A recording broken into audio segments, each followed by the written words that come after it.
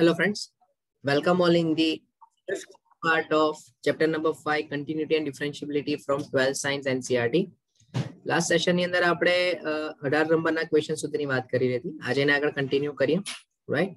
સો આજનું session start કરીએ.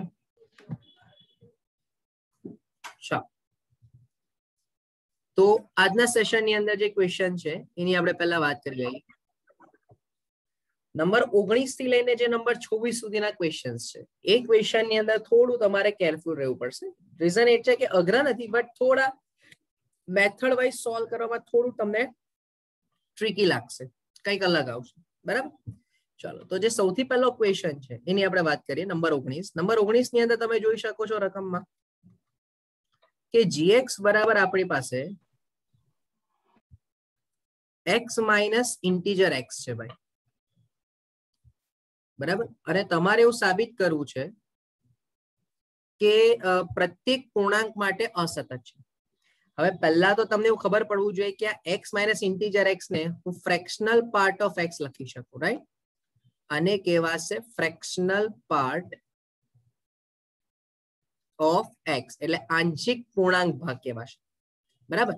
હવે જો હું માત્ર આના ગ્રાફની ચર્ચા કરું, બહુ ધ્યાનથી ને વ્યવસ્થિત રીતે સમજો. મારે આ x માઇનસ ઇન્ટીજર x ના માત્ર ને માત્ર ગ્રાફની ચર્ચા કરવી છે, તો ધ્યાનથી સમજો. અહીંયા 0 હોય, અહીંયા 1 હોય, અહીંયા 2 હોય, અહીંયા 3 હોય, એવું છે. અહીંયા -1, -2, -3. અહીંયા આપણે કહી દઈએ 1. તો આનો જે ગ્રાફ હશે ને મિત્રો, એ આવો આવશે. 0 થી લઈને 1 સુધીમાં આ રીતે, 1 થી 2 સુધીમાં આ રીતે, 2 થી 3 સુધીમાં આ રીતે, એવું જ -1 થી 1 સુધીમાં અહીંયા કશે જશે. દેન આફ્ટર -2 થી -1 માં આ રીતે જશે, -3 થી -2 માં કંઈક આ રીતે જશે. હવે અગત્યનું એ છે કે આ દરેકે દરેક પોઈન્ટ્સ છે, 1 છે, 2 છે, બરાબર? 3 થી પણ આગળ 4 સુધી જાઓ એટલે તમને કંઈક આવો જ કંઈક ગ્રાફ જોવા મળશે, લાઈક ધીસ, બરાબર? 3 છે, દેન આફ્ટર -1 છે, -2 છે, -3 છે. આ તમામ પોઈન્ટ પર જવાબ 0 જ મળશે. અને આ પોઈન્ટ પર આવતા આવતા એ 1 સુધી જશે, પણ ક્યારે પણ 1 થવાનો નથી. એટલે પહેલો જવાબ તમારો એ થઈ જાય કે x માઇનસ ઇન્ટીજર x જે છે તે હંમેશા સંવૃત અંતરાલ 0 થી વિવૃત અંતરાલ 1 સુધીનો જવાબ આપશે. હવે તમે ચેક કરો, તમે જેવું 0 પર આવ્યા, બરાબર, તો જવાબ 0 તમને મળશે. જેવું 0 થી જમણી બાજુ જશો, જતા જતા જતા જેવું તમે 1 પર આવશો, તો 1 પહેલા એનો જવાબ એપ્રોક્સિમેટલી તમારે અહીંયા હાથ ઉંચકવો પડે, બરાબર? એવું જ 2 થી ડાબી બાજુ તમે જાઓ તો પાછો હાથ ઉંચકવો પડ્યો, 3 થી ડાબી બાજુ જાઓ તો પાછો હાથ ઉંચકવો પડ્યો, -1 થી ડાબી બાજુ પાછો હાથ ઉંચકવો પડશે. ટૂંકમાં કહેવાનો મીનિંગ એવો છે કે જો કોઈ n belongs to r આપણે વાત કરીએ, ઓર આપણે n belongs to z લઈ લઈએ, માની લો કે કોઈક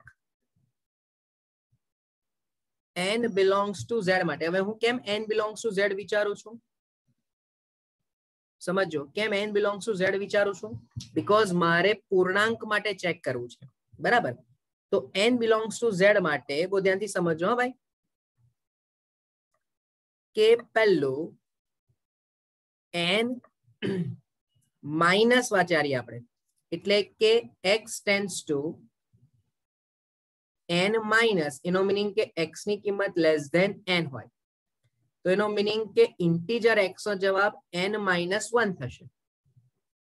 અને બીજું, જો હું x tends two n plus વિચારું, એટલે કે x ગ્રેટર ધેન n, તો ઇન્ટીજર નો જવાબ ઇક્વલ્સ ટુ n થશે. હવે સવાલ અહીંયા ઉભો થાય કે સર આમાં સમજ નહીં પડી.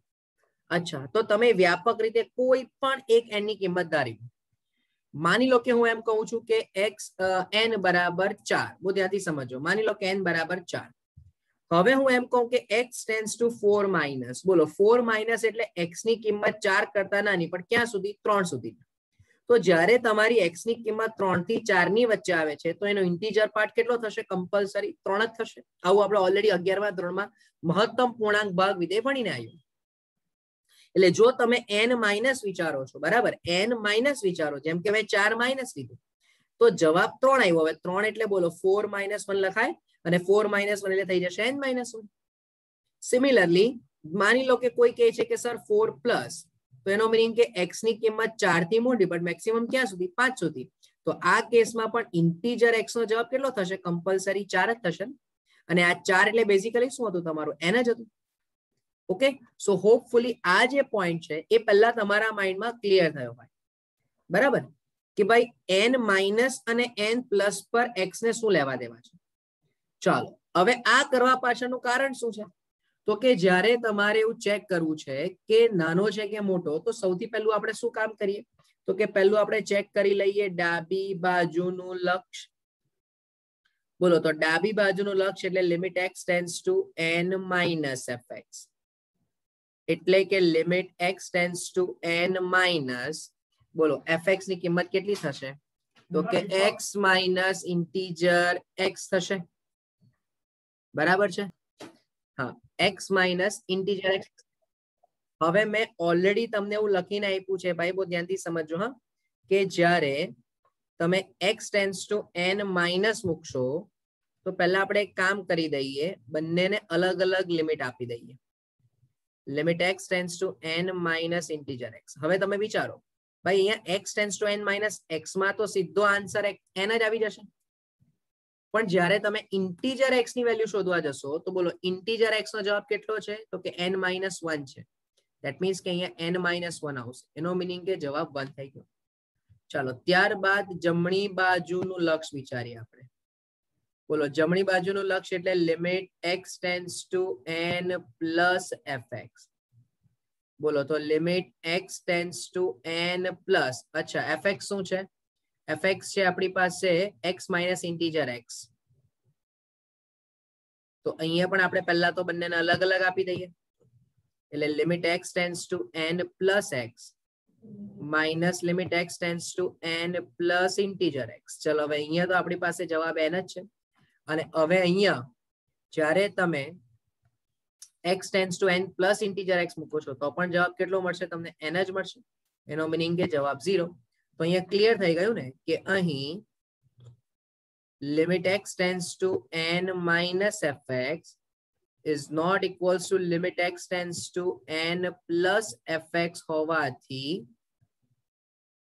f એ x બરાબર n આગળ સતત નથી. તો એનો મીનિંગ એવો થયો ને કે f એ પ્રત્યેક n belongs to z આગળ સતત નથી. હવે પ્રત્યેક x belongs to પ્રત્યેક n belongs to z આગળ સતત નહીં હોય, એનો મીનિંગ કે પ્રત્યેક પૂર્ણાંક આગળ f અસતત થાય.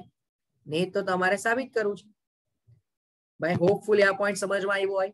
એમાં પણ સૌથી પહેલા જે આ ટર્મ લખી, જો આ પોઈન્ટ સમજમાં આવી ગયો હશે તો નીચેનો આખો ક્વેશ્ચન તમને બહુ ઇઝીલી સમજમાં આવી ગયો હશે. બરાબર.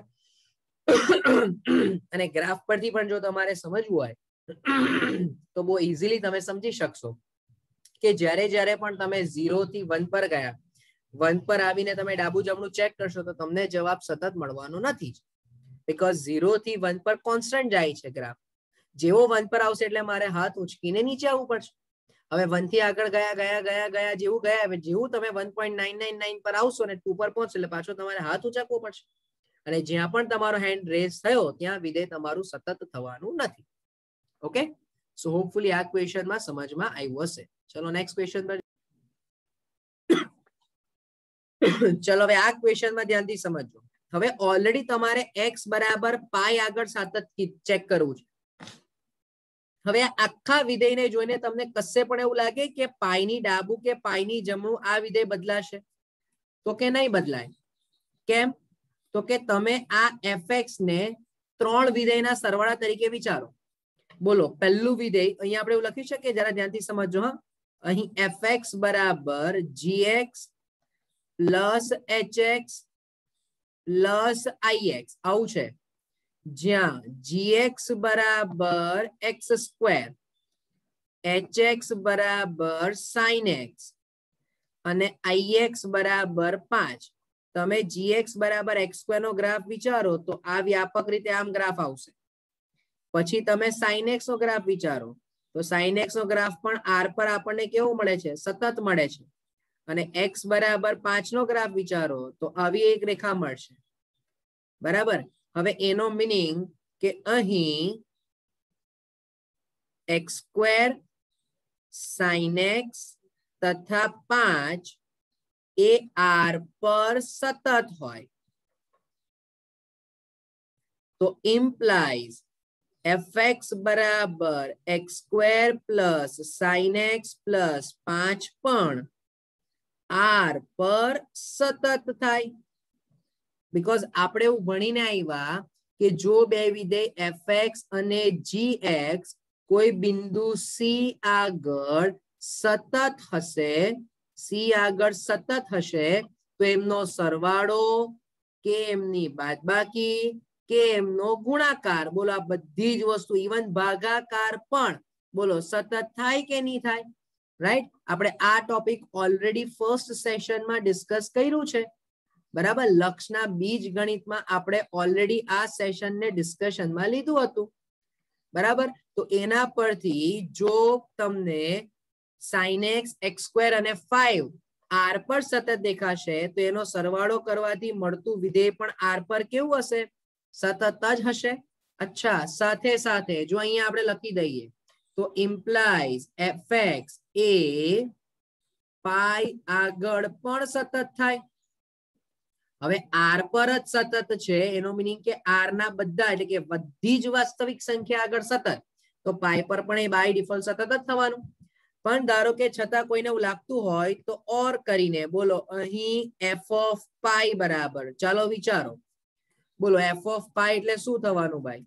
જરા વિચારીને કેજો. હે, f ઓફ પાઈ બરાબર પાઈ નો સ્ક્વેર વત્તા sin પાઈ ઓછા 5 સોરી વત્તા 5 એટલે implies f ઓફ પાઈ બરાબર પાઈ સ્ક્વેર પ્લસ 5 થશે. બરાબર છે. અચ્છા, અને અચ્છા અહીંયા માઇનસ છે, જસ્ટ અ મિનિટ. હા, અહીંયા માઇનસ છે તો આપણે અહીંયા માઇનસ કરી દઈએ. ઓકે, તો અહીંયા માઇનસ માઇનસ, ચલો, તથા limit x tends to pi fx વિચારો તો એ આપણને મળી જશે limit x tends to pi x² minus sin x plus 5 તો pi square minus sin pi plus 5 એટલે એનો મીનિંગ કે ફરીથી અહીંયા પાઈ સ્ક્વેર પ્લસ 5 થાય. તો માટે limit x tends to pi fx બરાબર f ઓફ પાઈ હોવાથી f એ x બરાબર પાઈ આગળ સતત થાય. બોલો આ પણ સાબિતી પરથી ખબર પડે. એટલે ઉપર જે છે એમાં ગ્રાફ તમારે એક્ઝામમાં બતાવવાની જરૂર નથી. આ તો મેં તમને એટલે બતાવ્યું બીકોઝ તમને ફંડામેન્ટલી સમજમાં આવી જાય. બરાબર છે. તમે જો આટલું ઓર કરીને જે મેં મેથડ બતાવી છે અહીંયાથી પણ સ્ટાર્ટ કરો ને ભાઈ તો પણ ચાલે, અને ઉપરનું સ્ટેટમેન્ટ લખી દેશો તો પણ ચાલશે. બરાબર છે. ચાલો, હોપફુલી આ પોઈન્ટ સમજમાં આવ્યો હશે. નેક્સ્ટ પોઈન્ટ પર હવે બહુ સિમ્પલ ક્વેશ્ચન છે. તમારે માત્ર ને માત્ર આ ક્વેશ્ચન ને છે ને બેઝિકલી પ્રોબ્લેમ ક્યારે ઉભો થશે ખબર? જ્યારે આ ક્વેશ્ચન કદાચ જો થિયરિટિકલ પોર્શનમાં આવે, અધરવાઇઝ આને ડાયરેક્ટ જ સોલ્વ કરી શકાય એમસીક્યુ પોઈન્ટ ઓફ વ્યૂ. કેમ? તો કે તમે જુઓ તમારે સાતત્ય છે કે નહીં તે ચર્ચા કરવી છે. હવે મને એવું ખબર છે કે સાતત્ય છે કે નહીં એવું ચેક કરવા માટે મારે શું ચેક કરવું પડશે? આર પર જ હશે. જ્યારે કોઈ કન્ડિશન નથી આપી એનો મીનિંગ કે તમારે આર પર ચેક કરવાનું. કોના પર? આર પર. ચાલો બહુ ધ્યાનથી સમજો. હા, જોજો અહીં વિધેય gx બરાબર sin x અને hx બરાબર આપણે ઉધારી લઈએ કે gx બરાબર કેવું છે? sin x છે અને hx બરાબર cos x છે. ચાલજો, આપણને બધાને જ ખબર છે કે sin x તથા cos x r પર સતત થાય. તો implies sin x વત્તા cos x કે sin x ઓછા cos x કે sin x into cos x ભાઈ અત્યારે જ ઉપર જસ્ટ વાત કરી કે જો બે વિધેય પર્ટિક્યુલર પોઈન્ટ્સ પર સતત હશે તો એમના સરવાળા બાદબાકી ગુણાકાર અને ઇવન ભાગાકાર પણ સતત જ થશે તો ઇમ્પ્લાઇઝ જો sin અને cos r પર સતત હોય તો એમનો સરવાળો કરું કે બાદબાકી કરું કે ગુણાકાર કરું પણ r પર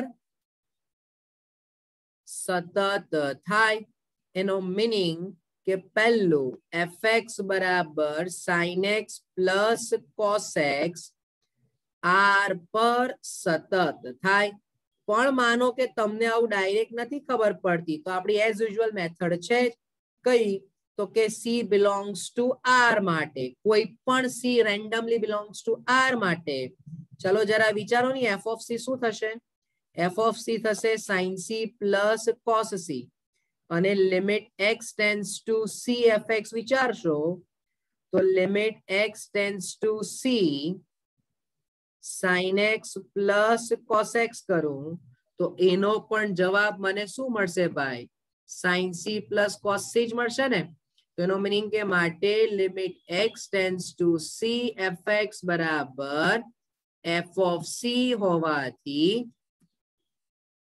f જે છે f એ x બરાબર c આગળ સતત તો implies c belongs to તો r હતું ને તો c belongs to r હોવાથી f એ r પર સતત થાય એનો મીનિંગ કે તમે માઇનસ ઇન્ફાઇનાઇટ થી ઇન્ફાઇનાઇટ ની વચ્ચેની કોઈ પણ કિંમત c તરીકે લઈ લેશો તો એ દરેકે દરેક કિંમત limit x tends to c fx બરાબર f of c નું સમાધાન કરશે જ કરશે અને આ કોની શરત થઈ ગઈ સતત હોવાની જ શરત થઈ જશે બરાબર છે એટલે જો ફરીથી તમે આ પહેલું ડાયરેક્ટ આ રીતે પણ લખી શકો અથવા તમે 1/1 a b c માં sin x plus cos x sin x minus cos x sin x into cos x માટે પણ શોધી શકશો તો હવે હું એટલું એક્સપેક્ટ કરી શકું કે b માટે જો તમારે લખવું હશે તો સેમ સ્ટેટમેન્ટ કેવી રીતે લખશો જોજો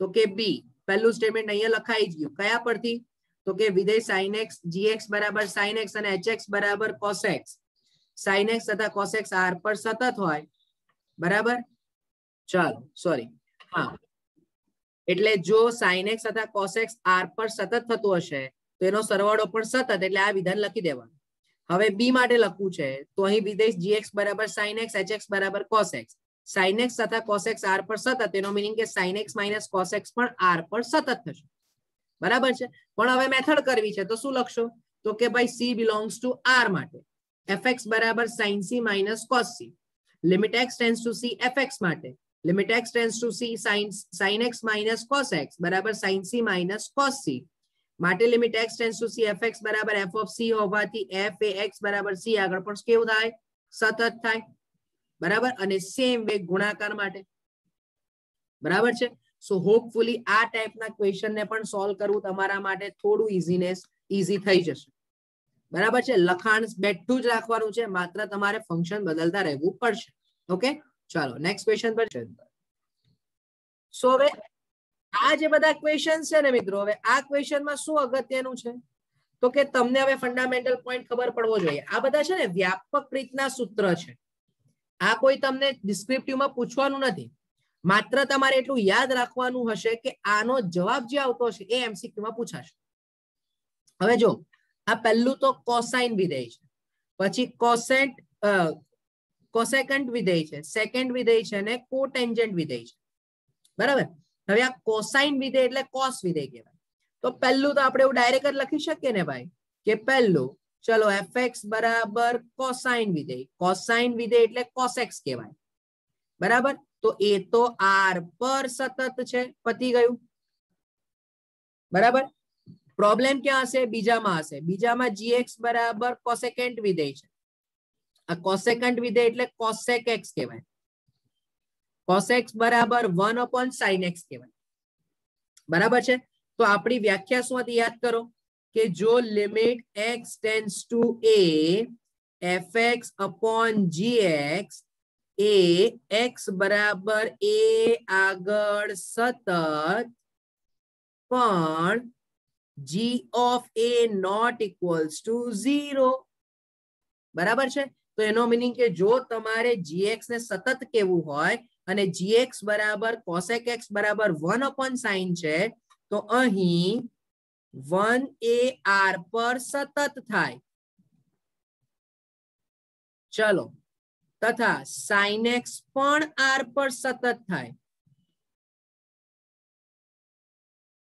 બરાબર પરંતુ sin x not equals to 0 implies x is not equals to k pi જ્યાં k belongs to z implies gx બરાબર cosec x a x belongs to r minus k pi જ્યાં k belongs to z પર સતત થાય most important point ભાઈ આ 1 marks નો MCQ આવશે તમે કોસેક ને r પર સતત બોલશો પણ એવા દરેક પોઈન્ટ કે જ્યાં છેદ 0 થાય છે ત્યાં આગળ કોસેક 0 થવા કોસેક સતત થવાનું નથી બીકોઝ ત્યાં તમારે હાથ ઉચકવો પડશે અચ્છા એવી જ રીતે તમે સેકન્ડ વિચારો નંબર 3 બોલો gx આપણે અહીંયા hx લઈ લઈએ સેકન્ડ વિધેય એટલે sec x કહેવાય sec x એટલે 1 upon cos x જોજો અહીંયા ધ્યાન દી હા ભાઈ